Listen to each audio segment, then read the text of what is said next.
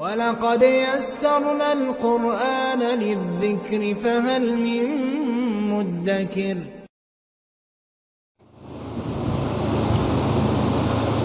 انتہائی واجب الاحترام،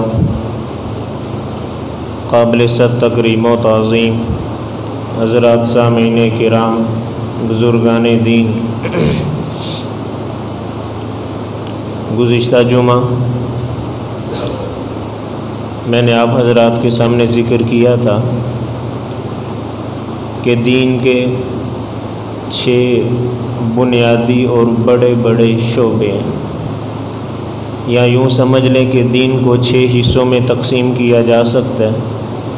نمبر 1 عقائد، عبادات، معاملات، معاشرت، سیاست اور اخلاق۔ ہماری زیادہ محنت، ہماری زیادہ توجہ عقائد اور عبادات کی طرف ہے۔ باقی چاروں کو ہم نے تقریباً چھوڑ دیا ہے، یا چھوڑا تو نہیں ہے لیکن کافی پیچھے اس کو رکھ کر آگے۔ معاشرت، معاملات، سیاست اور اخلاق۔ میرا معاشرہ ان چاروں چیزوں سے آج ناواقف ہے۔ گزشتہ جمعہ میں نے آپ حضرات کے سامنے معاشرت کے بارے میں تھوڑی سی گفتگو کی تھی، اور آج کے جمعہ کے اندر ارادہ ہے کہ معاملات کے بارے میں تھوڑی سی آپ حضرات کے سامنے گفتگو کروں۔ اللہ تعالیٰ سے دعا ہے کہ اللہ تعالیٰ حق سچ کہنے، مجھے اور آپ کو اس کے اوپر عمل کرنے کی توفیق عطا فرمائے۔ معاملات دین کا بہت اہم شعبہ ہے۔ یہی وجہ ہے کہ قرآن نے، نبی کے فرامین نے جتنی محنت، جتنی توجہ اور جتنی تفصیل معاملات کے بارے میں ذکر کی ہے، شاید اتنی تفصیل عقائد اور عبادات کے بارے میں نہیں ہے۔ معاملات کے بارے میں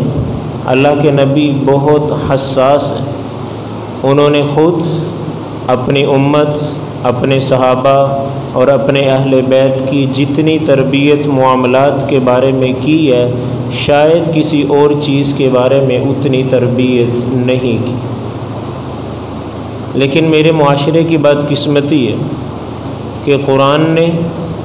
نبی کے فرمان نے، نبی کی سیرت نے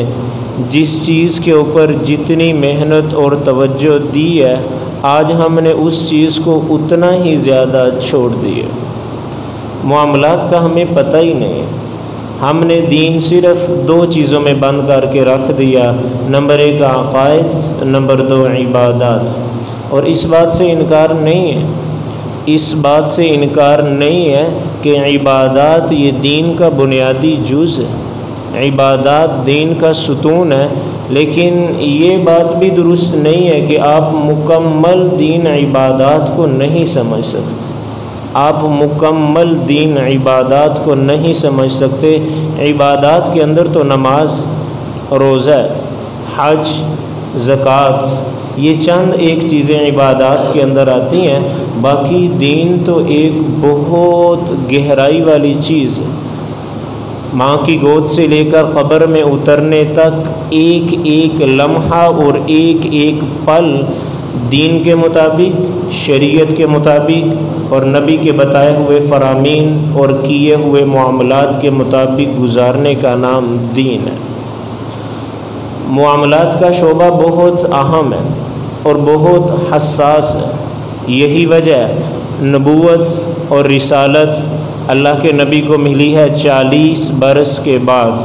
جب آپ کی زندگی مبارک 40 برس ہوئی تو آپ کو نبوت بھی ملی ہے، آپ کو رسالت بھی ملی ہے، لیکن جہاں تک تعلق معاملات کا ہے، معاملات کے اندر آپ کی 2 خوبیاں، آپ کے 2 وصف ایسے تھے کہ بچپن سے ہی اللہ نے اس کو نمایاں کر دیا۔ نمبر 1 صادق، کبھی جھوٹ نہیں بولا کسی بھی چیز کے اندر۔ نمبر 2 امین، کہ آپ نے کبھی کسی چیز کے اندر خیانت نہیں کی۔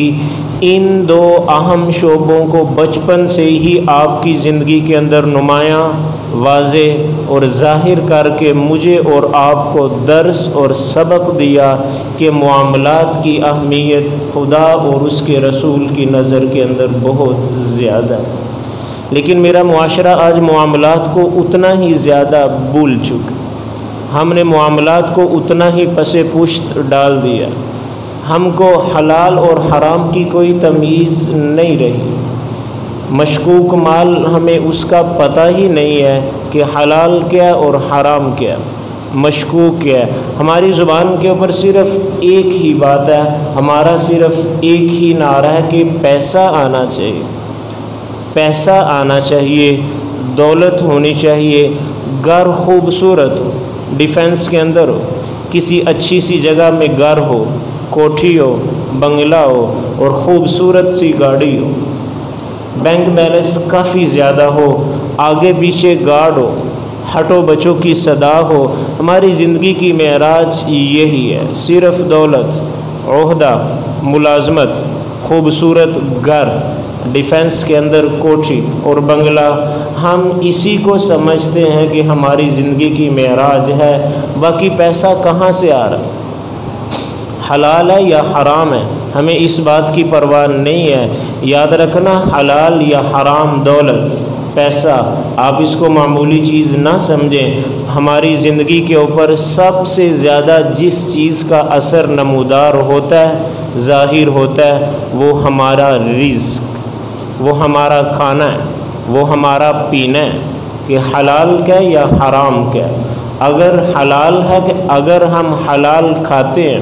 حلال پیتے ہیں، حلال پہنتے ہیں تو ہمارا دل صاف، شفاف، روشن، خدا اور اس کے رسول کی محبت، عبادت کے اندر حلاوت اور لذت نصیب ہوگی۔ کافی زیادہ معاشرہ تو نماز پڑھتا ہی نہیں ہے۔ جو لوگ نماز پڑھتے ہیں ان کا بہت بڑا شکوہ اور گلہ یہ ہے، ان کا سب سے بڑا سوال یہ ہے کہ نماز کے اندر دل نہیں لگتا، نماز کے اندر خیالات بہت زیادہ، پتہ ہی نہیں چلتا کہ کتنی رکعتیں پڑھی ہیں، پتہ ہی نہیں چلتا کہ پڑھا کیا ہے، پتہ ہی نہیں چلا کہ یہ کون سی رکعت چل رہی ہے، صرف امام کے پیچھے آ کر تکبیر تحریمہ باندھی ہے۔ پھر اس کے بعد ہمیں تب ہوش آتا ہے جب امام صاحب سلام پھیر چکے ہوتے ہیں۔ عبادت کے اندر دل نہیں ہے، عبادت کے اندر لذت نہیں ہے، عبادت کے اندر حلاوت نہیں ہے۔ سوال بہت اہم ہے، لیکن کبھی ہم نے اس کے بارے میں سوچا ہی نہیں کہ ایسا ہوا کیوں، ایسا ہوا کیوں ہے۔ یاد رکھنا، خدا اور اس کے رسول کی محبت، دل کی روشنی، عبادت میں لذت اور حلاوت تب نصیب ہوگی جب ہمارا بدن صاف ہوگا، ہمارے کپڑے صاف ہوں گے اور ہمارا دل صاف ہوگا۔ آج ہمارے معاشرے کے کپڑے تو کافی مہنگے ہیں، بدن سے خوشبو تو مہک رہی ہے، لیکن دل صاف نہیں ہے، دل شفاف نہیں ہے۔ دل کے اندر حسد، دل کے اندر کینہ، دل کے اندر بغض، نفرت، اور سب سے بڑی چیز ہمارا کھانا حلال کا نہیں ہے۔ اور یاد رکھنا، جو چیز ناپاک ہو، جو چیز گندی ہو، عام ہے کہ وہ گندگی اور ناپاکی ہمیں نظر آ رہی ہو جیسے بدن، جیسے کپڑے، یا وہ نظر نہ آ رہی ہو جیسے ہمارے دلوں کا مشکوک اور ناپاک ہونا۔ ان جگہوں پر خدا اور اس کے رسول کی محبت نہیں آ سکتی۔ جو گندی چیز، جو مشکوک چیزیں ہیں، وہاں پر ہمیشہ شیاطین اور جنات کا بسیرا رہتا ہے۔ یہی وجہ ہے کہ آپ نے فرمایا جب تم میں سے کوئی شخص بیت الخلاء میں جانے لگے نا تو یہ دعائیں پڑھ لیا کرے۔ کیوں؟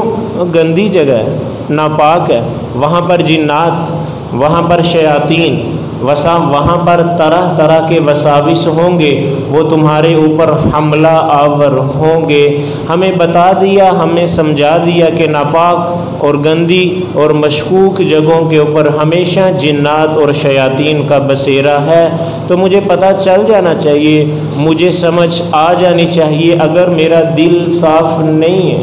اگر میرا بدن صاف نہیں ہے، اگر میرے کپڑے صاف نہیں ہیں، تو میں یہ بھول جاؤں، تو میں یہ سوچوں بھی نہ کہ عبادت کے اندر میرا دل جمے گا، خدا اور اس کے رسول کی محبت میرے دل کے اندر قرار پکڑے گی۔ خدا کی محبت نہیں ہے، رسول کی محبت نہیں ہے، 2-4 منٹ کے لیے مسجد کے اندر نماز کے لیے آتے ہیں، فوراً بھاگنے کی کوشش کرتے ہیں، دل نہیں لگ رہا۔ اس کی وجہ یہی ہے کہ آج ہمارے دل صاف نہیں ہے، آج ہمارا کھانا اور پینا صاف اور شفاف، پاک اور حلال نہیں ہے، اور میرا معاشرہ رزق حرام کو کچھ سمجھتا ہی نہیں ہے، جبکہ اللہ کے نبی نے فرمایا ایک آدمی چلا، ایک آدمی نے اپنے گھر سے سفر شروع کیا پیدل، بیت اللہ کا ارادہ ہے، جا کر طواف کرتا ہے، اور پیدل سفر کرنے کی وجہ سے اس کے بدن کے اوپر مٹی جم گئی، بالوں کے اندر گرد جمع ہوا ہے، پہچان میں نہیں آ رہا، جا کر بیت اللہ کا غلاف پکڑ کے رو رو کے دعائیں مانگ رہا ہے۔ آپ نے فرمایا لیکن اس کے بدن پر کپڑے حرام کے ہیں، اس کے پیٹ کے اندر کھانا حرام کیا ہے، تو آپ نے فرمایا کہاں پر اس کی کوئی دعا قبول ہو سکتی ہے؟ یہی تو وجہ ہے حج کے موقع پر رمضان کے اندر حرمین شریفین کے اندر 50-60 لاکھ کا مجمع ہوتا ہے، ہر دن، ہر رات، ہر صبح، ہر شام، سحری اور افطاری کے وقت سارے رو رہے ہوتے ہیں، امام کعبہ رو رو کر ہلکان ہو جاتا ہے، آنسو ختم ہو جاتے ہیں، اتنا زیادہ رونا تو کبھی دیکھا بھی نہیں ہے، لیکن کوئی دعا قبول کیوں نہیں ہوتی؟ کسی کی دعا عرش پہ جا کر ٹکرائی کیوں نہیں ہے؟ مسلمانوں کے حالات بدلے کیوں نہیں ہیں؟ ہم نے عروج دیکھا کیوں نہیں ہے؟ ہم نے دنیا کی قیادت کی کیوں نہیں ہے؟ ہم دن بہ دن غلامی کی زندگی کے اندر دنستے کیوں جا رہے ہیں؟ ہمارے پاؤں کے اندر جو غلامی کی زنجیر ہے وہ دن بہ دن پختہ کیوں ہوتی جا رہی ہے؟ خدا اور اس کے رسول کے ساتھ ہمارا تعلق اتنا کمزور کیوں ہے؟ صحابی تو ایک ہاتھ اٹھاتا ہے، اللہ فوراً لبیک کہہ کر اتر آتا ہے۔ بدر کے اندر 1000 فرشتے اترے تھے، وجہ کیا تھی؟ کھانا حلال کا تھا، پہننا حلال کا تھا۔ حضرت ابراہیم بن ادہم بہت بڑے مشہور بزرگ گزرے ہیں، ایک دفعہ کشتی کے اندر سفر کر رہے، کشتی بمر کے اندر جا کر پھنس گئی، ملا نے اعلان کیا کہ اب نکلنے کا کوئی چارہ اور کوئی راستہ نہیں بچا، ہم صرف چند منٹ کے مہمان ہیں، ہماری صرف چند سانسیں ہیں، موت سامنے کھڑی مسکرا رہی ہے، جو کہنا چاہتے ہو کہہ لو۔ پوری کشتی کے اندر چیخ چنگاڑا مچ گیا، سارے لوگ رو رہے ہیں، پھوٹ پھوٹ کے رو رہے ہیں۔ کسی نے دیکھا کہ ایک آدمی چادر تانے بڑے مزے سے سو رہا ہے، اس نے جا کر اس کی چادر اتاری اور کہا کہ آپ کو پتہ نہیں ہے ہماری کشتی بمر میں پھنس چکی ہے، ہم صرف چند منٹ کے مہمان ہیں، صرف ہماری چند گنتی کی سانسیں ہیں، پھر ہمارا تعلق اس دنیا سے کٹ جائے گا، ہم آخرت کے سفر کے اوپر ہمیشہ کے لیے روانہ ہو جائیں گے۔ تو دیکھنے والے نے دیکھا وہ ابراہیم بن ادہم ہے، بڑے آرام سے سو رہے ہیں، وہ کھڑے ہوئے، اٹھے، ایک دفعہ کشتی کے اوپر نظر ماری، ساری کشتی کے اندر چیخ چنگاڑا۔ آپ نے پھر دائیں دیکھا، بائیں دیکھا، سامنے دیکھا، پیچھے دیکھا، ہر طرف پانی ہی پانی، ہر طرف موجے ہی موجے، تو ہاتھ اٹھائے، صرف 2 جملے خدا کے سامنے بولے تھے، یا اللہ آپ کی طاقت دیکھ چکے ہیں، آپ کی قدرت دیکھ چکے ہیں، آپ کا جبار ہونا اور آپ کا قہار ہونا ہم سب دیکھ چکے ہیں، اب ذرا اپنی رحمت تو دکھائیے، اب ذرا اپنی مہربانی تو دکھائیے۔ بس یہ 2 جملے بولنے تھے، پھر وہ سمندر نہیں تھا، پھر وہ پانی نہیں تھا، پھر وہ موجیں نہیں تھی، پھر وہ ایک ٹھہرا ہوا صحرا تھا، اور کشتی اس بمر سے بڑے آرام اور سکون سے نکل کر کنارے پہ چلی جاتی ہے۔ ایک وقت تھا کہ صرف ایک ابراہیم نے دعا مانگی ہے اور خدا نے ان کی کشتی کی ناؤں کو پار لگا دی ہے، لیکن آج 50 لاکھ کا مجمع بیت اللہ میں رو رہا ہے، اللہ کے نبی کے پاس رو رہا ہے، لیکن کوئی دعائیں قبول کیوں نہیں ہو رہی؟ اس کے اندر سب سے بڑی رکاوٹ، اس کے اندر سب سے مین اور سب سے بڑی وجہ جس سے میرا معاشرہ گزر رہا ہے، میرے معاشرے کا کھانا حلال کا نہیں ہے، پینا حلال کا نہیں ہے، پہننا حلال کا نہیں ہے، اور یاد رکھنا حلال یا حرام یہ صرف ہماری زندگی کے اوپر اس کے اثرات مرتب نہیں ہوتے، ہماری اولاد کی طرف بھی اس کے اثرات منتقل ہوتے ہیں۔ مفتی محمد تقی عثمانی صاحب وہ فرمانے لگے جب میرے والد صاحب مفتی محمد شفیع عثمانی صاحب رحمۃ اللہ علیہ جب ان کے انتقال کا وقت قریب آیا، بیماری، ضعف، کمزوری، یہ ساری چیزیں بڑھتی چلی جا رہی ہیں، تو ہم جب کمرے کے اندر کھانا لے کر جاتے نا، وہ کھانا تناول فرماتے اور کہتے کہ بیٹا برتن جلدی سے اٹھا لیجئے، تو ایک دن میرے دل کے اندر آیا کہ میں نے والد صاحب کی ساری زندگی خدمت کی ہے، کبھی ایسا نہیں ہوا کہ مجھے فوراً کہا ہو کہ بیٹا برتن اٹھا لیجئے، یہ صرف چند دن کا معمول ہے، صرف چند دنوں سے آپ یہ فرما رہے ہیں کہ بیٹا برتن جلدی اٹھا لیجئے، ابھی آپ آخری نوالا لیتے ہیں، ابھی منہ میں اس کو چبا رہے ہوتے ہیں اور ہاتھ سے کہتے ہیں بیٹا برتن اٹھا لیجئے۔ مجھے اس کی حکمت سمجھ نہیں آئی، لیکن میرے دل کے اندر بات کھٹک رہی ہے کہ میں پوچھوں گا ضرور۔ ایک دفعہ ہمت کی کوشش کی، میں پاس چلا گیا اور جا کر میں نے اس بات کا اظہار کیا کہ زندگی کے اندر میں نے کبھی بھی یہ نہیں دیکھا کہ آپ نے اتنی جلدی کی ہو کہ برتن اٹھا لیجئے، اب وجہ کیا ہے؟ اب آپ کی زندگی کے اندر یہ تبدیلی کیوں آئی؟ تو وہ فرمانے لگے بیٹا زندگی کے آخری لمحات، ضعف، کمزوری، بڑھاپا دن بدن بڑھتا چلا جا رہا ہے، میں قبر کے قریب ہوتا چلا جا رہا ہوں۔ میں نے ایک وصیت نامہ تحریر کیا ہوا ہے کہ میرے مرنے کے بعد جو چیزیں میرے کمرے میں ہیں یہ میری وراثت ہے، اولاد کے اندر اس کو برابر تقسیم کیا جائے شرعی اصولوں کے مطابق، اور جو چیزیں میری کمرے میں نہیں ہیں وہ میری بیگم کی ہیں، وہ آپ کی والدہ کی ہے، وہ ان کے حوالے کی جائے۔ مجھے ڈر اس چیز کا رہتا ہے اگر برتن میرے کمرے میں ہوئے اور میں دنیا سے چلا گیا، جب آپ نے وصیت نامہ اٹھا کر دیکھا پڑھا، اس میں یہ ہوگا کہ یہ برتن بھی شاید میرے ہیں اور آپ ان کو وراثت میں تقسیم کرو گے، تو کل قیامت والے دن مجھے اس چیز کا حساب دینا پڑے گا۔ کل قیامت والے دن مجھے ان برتنوں کا حساب دینا پڑے گا کہ ایک چیز آپ کی ملکیت میں نہیں تھی، آپ نے بچوں میں وہ تقسیم کیوں کروائی، اور صرف مجھے حساب نہیں دینا پڑے گا، آپ کی تعلیم، آپ کی تربیت اور آپ کی ترقی کے اوپر اس کا اثر پڑے گا کہ ایک رزق حرام آپ کی زندگی کے اندر آ جائے گا، آپ کی روحانی ترقی رک جائے گی، آپ وہاں نہیں پہنچ سکو گے جہاں آپ کو پہنچنا چاہیے تھا۔ یہ والد کی تربیت، یہ رزق حلال کی برکت ہے۔ آپ دیکھ سکتے ہیں کہ ان کے دونوں صاحبزادے مفتی تقی عثمانی اور مفتی رفیع عثمانی رحمۃ اللہ علیہ، اللہ نے پھر ان کو کیسی مقبولیت اور کیسی محبوبیت سے نوازا ہے، ان کا فیضان پھر کہاں کہاں تک پہنچا ہے۔ اس کی وجہ کیا ہے کہ جب باپ نے یوں تربیت کی ہو تو پھر اولاد کو دیکھ کر خود بخود پتہ چل جاتا ہے کہ ان کے کھانے کے اندر رزق حلال تھا۔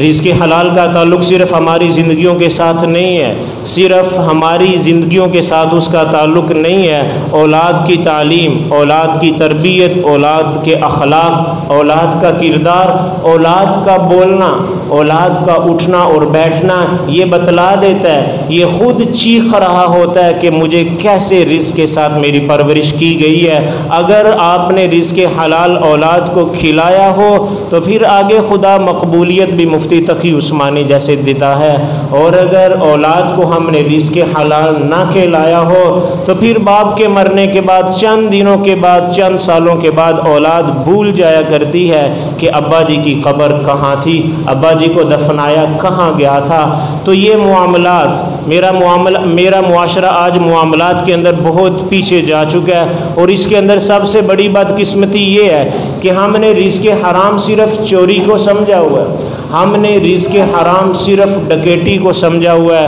ہم نے رزق حرام صرف سود اور شراب کو سمجھا ہوا ہے۔ بہت سی چیزیں ایسی بھی ہیں کہ میرے معاشرے کو جن کا پتہ بھی نہیں ہے، میرا معاشرہ جس کو چوری سمجھتا ہی نہیں ہے، اور جس کے اوپر میرے معاشرے نے کبھی سوچ و بچار کی ہی نہیں ہے، اور جس کے اوپر آج تک کبھی کسی نے گفتگو کی ہی نہیں ہے۔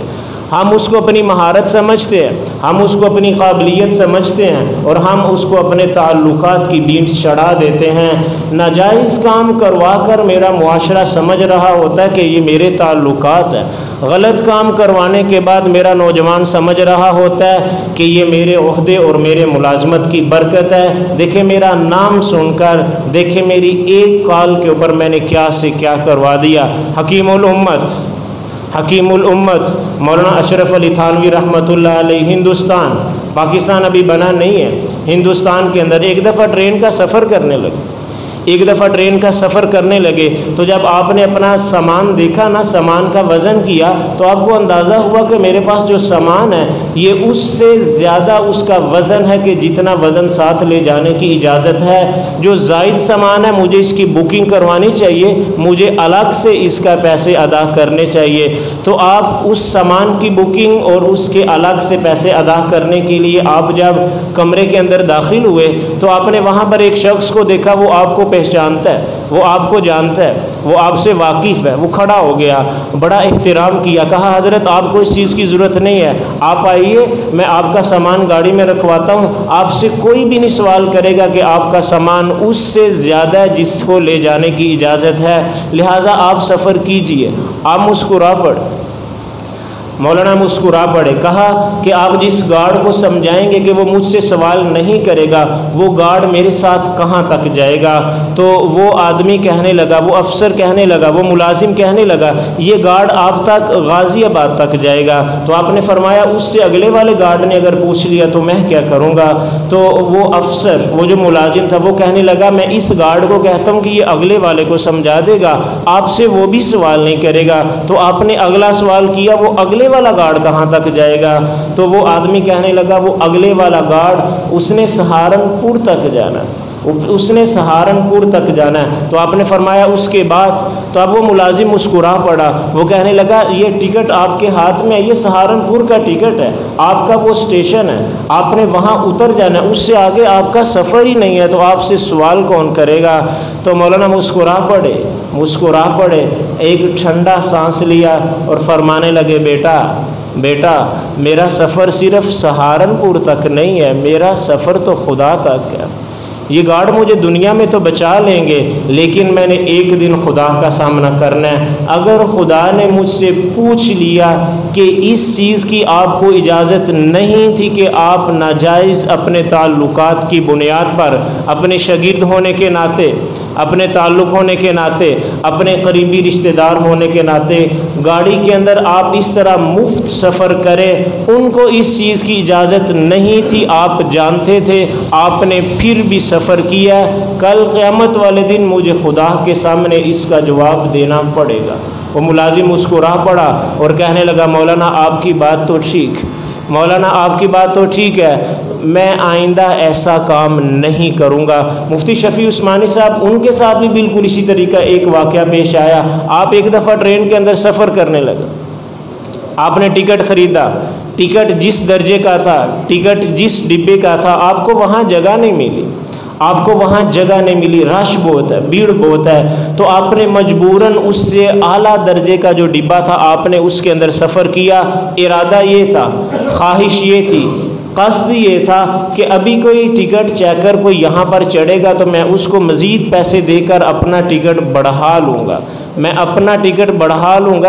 ٹکٹ اچھے والا لیں گا۔ لیکن قسمت کوئی آیا ہی نہیں ہے، کوئی ملازم آیا ہی نہیں ہے، ٹکٹ چیک کرنے والا نہیں آیا۔ آپ جب جا کر اپنے اسٹیشن پر اترے، جہاں پر آپ نے اترنا تھا، آپ وہاں پر جا کر اترے، آپ فوراً کمرے کے اندر گئے جہاں پر ٹکٹ مل رہے تھے، آپ نے وہاں سے ایک ٹکٹ لیا اور ٹکٹ کو پھاڑ کر رف کر دیا، ضائع کر دیا۔ وہ ملازم دیکھ رہا تھا، وہ فوراً بھاگ کر آیا، اس کو شک یہ تھا کہ شاید یہ مولوی صاحب کا دماغ درست نہیں ہے، ابھی ٹکٹ لیا، سفر نہیں کیا، اس کو پھاڑ دیا، اس کی وجہ کیا ہے، اس کی وجہ کیا ہے؟ اور آ کر مولانا سے بات کرنے لگا، حضرت آپ نے یہ ٹکٹ لیا ہے، آپ نے سفر کیا نہیں ہے، آپ نے اس کو پھاڑا کیوں ہے؟ تو مفتی صاحب فرمانے لگے بیٹا میں پچھلے اسٹیشن سے میں گاڑی میں سوار ہوا تھا، لیکن میرا ٹکٹ جس درجے کا تھا مجھے وہاں جگہ نہیں ملی، مجھے وہاں سیٹ نہیں ملی، میں نے اس سے اوپر والے لیول کا جو ڈبہ تھا وہاں پر میں نے سفر کیا، ارادہ یہ تھا کہ کوئی ملازم آئے گا میں اس کو زائد پیسے دے دوں گا، لیکن کوئی آیا نہیں ہے، اس لیے میں اسٹیشن پر اتر کر میں نے ٹکٹ خریدا اور اس کو ضائع کر دیا ہے تاکہ میرے ذمے جو بوجھ تھا میں اس سے ہلکا ہو جاؤں، تاکہ میرے ذمے جو بوجھ تھا نا میں اس سے ہلکا ہو جاؤں۔ تو وہ ملازم کہنے لگا، آپ کو کسی نے دیکھا تو نہیں ہے، آپ کو کسی نے پکڑا تو نہیں ہے،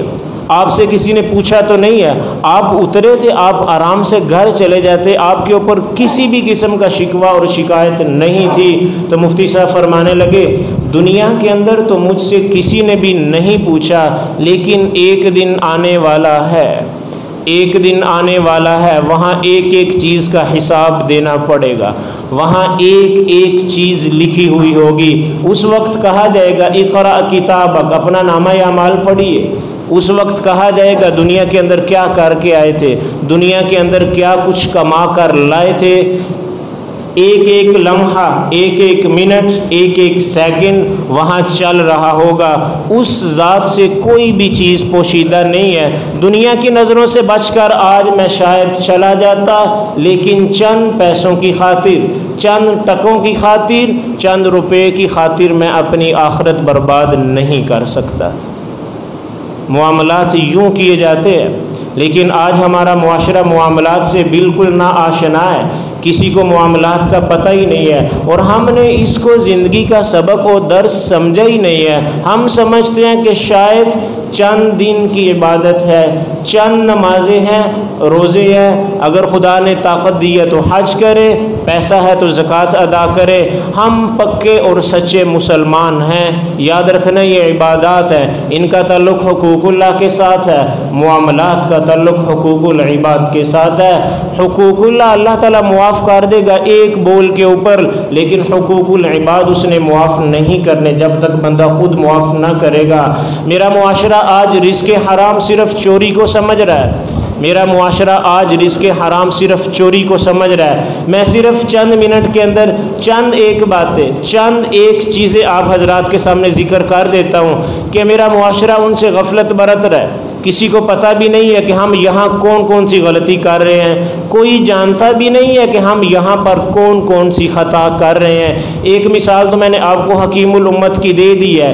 کہ ہم جب کسی بھی محکمے کے اندر جاتے ہیں، جا کر ہم اپنا کام تعلقات کی بیس پر کرواتے ہیں۔ یاد رکھنا جہاں تک پاکستان کا آئین ہے، کسی بھی محکمے کے اندر بیٹھا ہوا افسر، کسی بھی محکمے کے اندر بیٹھا ہوا ملازم، اس کو اس بات کی اجازت نہیں ہوتی کہ وہ کسی کے ساتھ کمی کرے یا زیادتی کرے۔ ہر شخص کے ساتھ انہوں نے معاملہ اصول کی بنیاد پر کرنا ہوتا ہے۔ اگر ہم تعلق کی بنیاد پر، اگر ہم رشتہ داری کی بنیاد پر، اگر ہم دوست ہونے کی بنیاد پر اس سے وہ کام نکلوا لیں، جبکہ آئین نے اس کو اس چیز کی اجازت نہیں دی کہ آپ تعلق کی بنیاد پر کسی سے پیسے کم لیں یا زیادہ لیں، یا کسی سے پیسے بالکل بھی نہ لیں، تو یاد رکھنا شریعت اس کو ناجائز کہے گی، شریعت اس کو حرام کہے گی، شریعت اس کو غلط کہے گی۔ آج ہر محکمے کے اندر یہی ہو رہا ہے کہ ہم اپنا ہر کام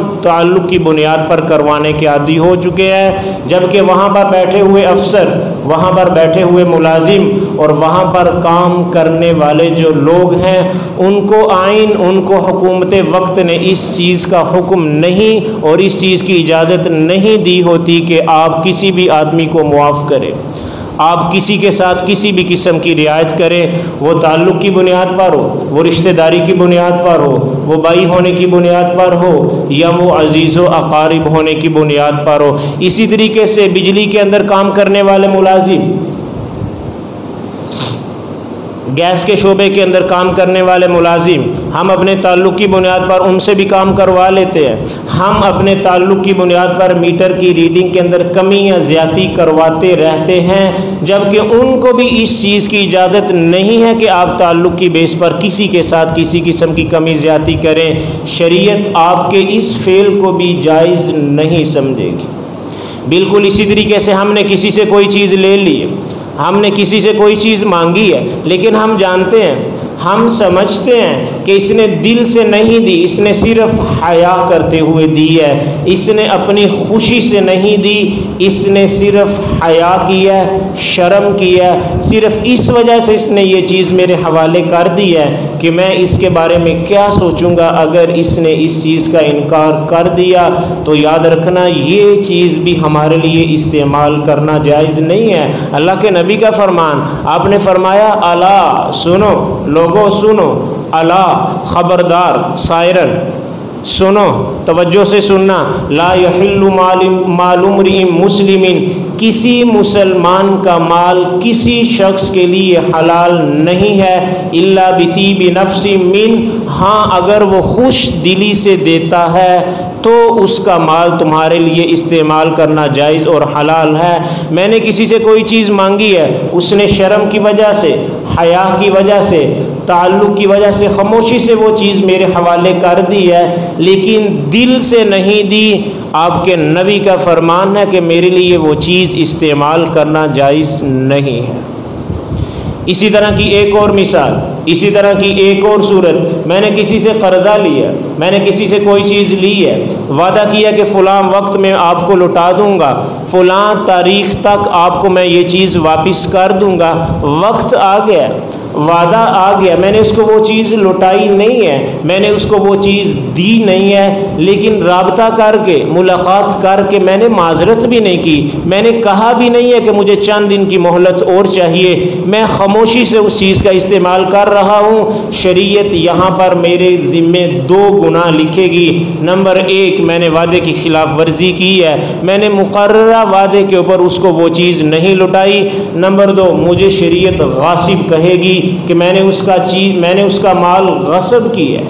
میں نے اس کا مال زبردستی اس کی اجازت کے بغیر لی ہے۔ تو ذرا آپ دیکھیں تو صحیح، ذرا اپنے معاشرے کے اوپر نظر تو دوڑائیں، ذرا اپنے معاشرے کو دیکھیں تو صحیح کہ ہم چیز کسی کو ادھار دیتے ہیں، کسی کو قرض دیتے ہیں، پھر ہم پیچھے بھاگ رہے ہیں اور وہ آگے آگے بھاگ رہا ہے، سالوں گزر جاتے ہیں، مہینوں گزر جاتے ہیں، کبھی اس نے رابطہ تک نہیں کیا، کبھی اس نے معذرت تک نہیں کی، اور کبھی اس نے یہ کہنے کی زحمت بھی گوارا نہیں کی کہ مقررہ وعدے تک میں وہ چیز آپ کو لوٹا نہیں پاؤں گا، یا میں نہیں لوٹا سکا، مجھے تھوڑی دیر کے لیے مہلت اور دے دی جائے۔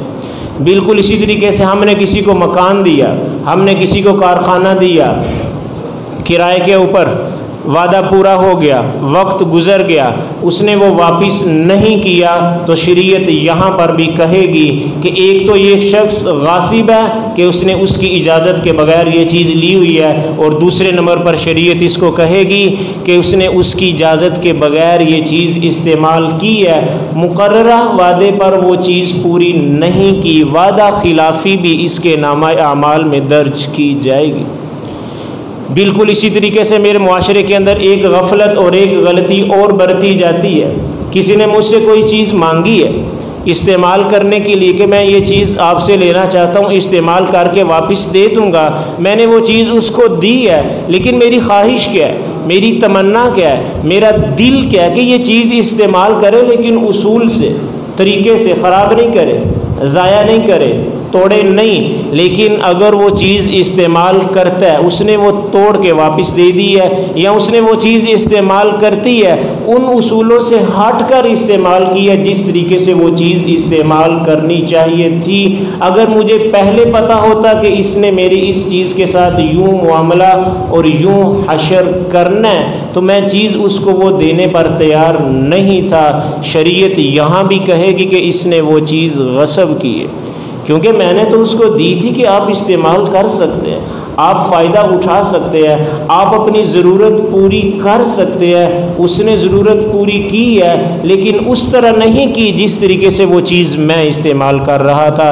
جس طریقے سے وہ چیز استعمال کرنی چاہیے تھی۔ اس نے وہ چیز ایسے استعمال کی ہے کہ مفت کا مال ہے، بے رحم طریقے سے اس کو استعمال کر کے واپس کر دی جائے۔ یہاں پر میری رضا شامل نہیں ہے، شریعت اس کو غاصب کہے گی کہ اس نے میری اجازت کے بغیر وہ چیز استعمال کی ہے۔ بالکل اسی طریقے سے ہم دکان پر جاتے ہیں کپڑا خریدنے کے لیے، ہم دکان پر گئے ہیں کتابیں خریدنے کے لیے، ابھی ہمارا معاملہ پورا نہیں ہوا،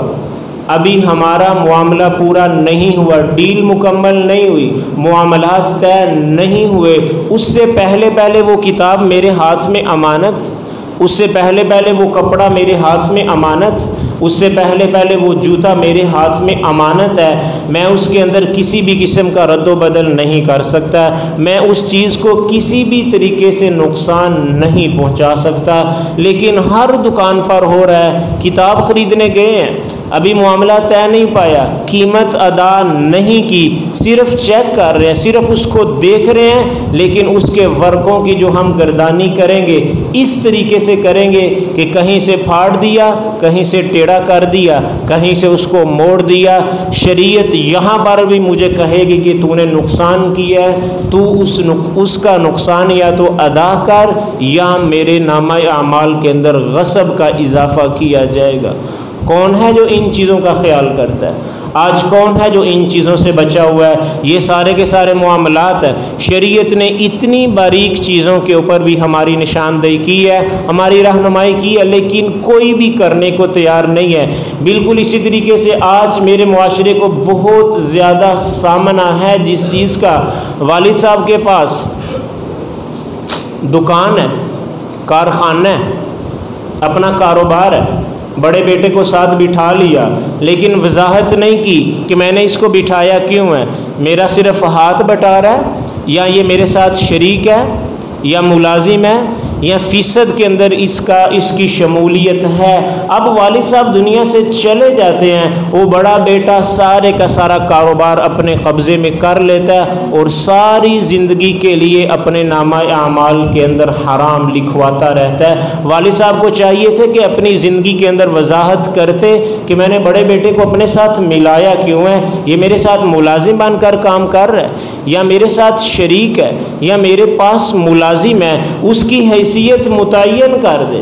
اس کی وضاحت کر دیں تاکہ جانے کے بعد کسی بھی قسم کی خرابی نہ ہو۔ اور اسی طریقے سے آج وراثت کے معاملات ہمارے معاشرے کے اندر بہت زیادہ بگڑے ہوئے ہیں۔ والد دنیا سے چلا گیا، پتہ ہی نہیں کہ والد کے پاس کون کون سی چیز ہے، والدہ دنیا سے چلی گئی، پتہ ہی نہیں ہے کہ والدہ کے پاس کون کون سی چیز ہے۔ والد صاحب کو چاہیے کہ وضاحت کر دے کہ میری ملکیت کے اندر یہ چیزیں ہیں، والدہ کو چاہیے کہ وضاحت کرے میری ملکیت کے اندر یہ چیزیں ہیں۔ دنیا سے ایک چلا گیا، وراثت تقسیم ہی نہیں ہوئی، دنیا سے دوسرا چلا گیا، وراثت تقسیم ہی نہیں ہوئی، پوری اولاد ساری زندگی کے لیے رزق حرام کھاتی رہتی ہے۔ یہ وہ معاملات ہے میرے معاشرے کی نظر جس کے اوپر نہیں ہے،